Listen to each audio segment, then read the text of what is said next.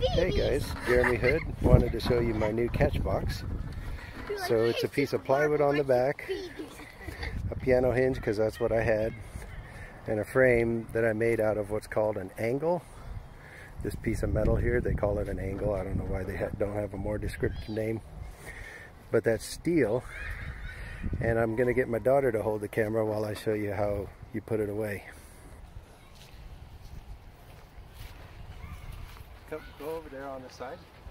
Okay, so what you do to put it away, you just pick it up like this, and then it folds up nice and flat. All the targets are still there. And then you just put it against the wall or something in your basement, in your garage, whatever. And then when it's time to use it, put the carpet out like that, or the blanket out like that rather, and then just set it up. Now you're ready to fire.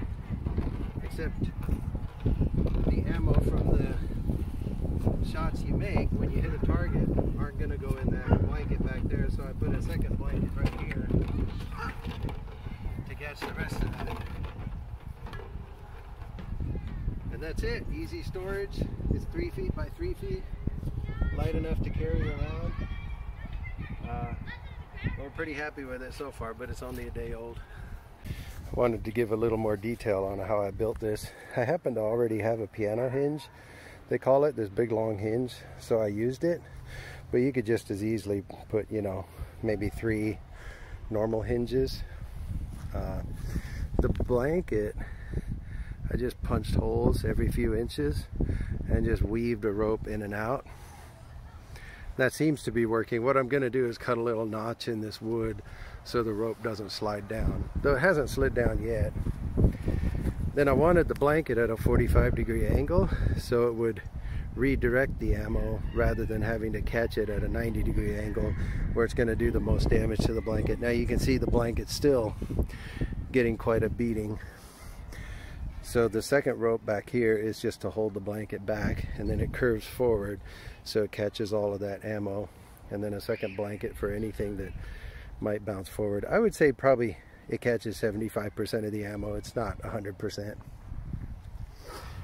These, I mentioned these things are called angles. I bought 2 7-footers and I cut them in half.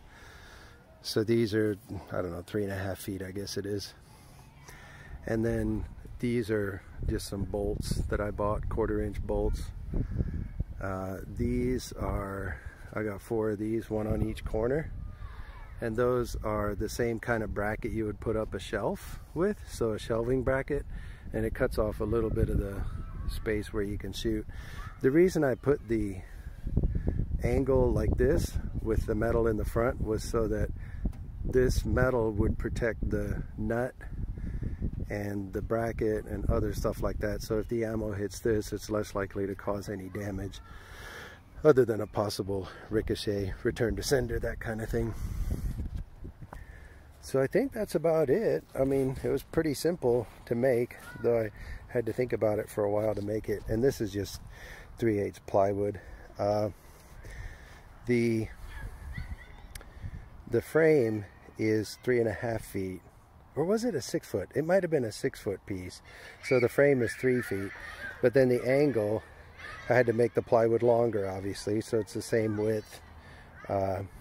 And I think it was 3 feet tall, and the plywood is maybe 4.5 feet tall.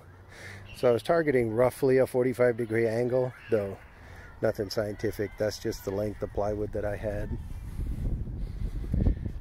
Yep, and that's it. All right, thanks for watching. Bye.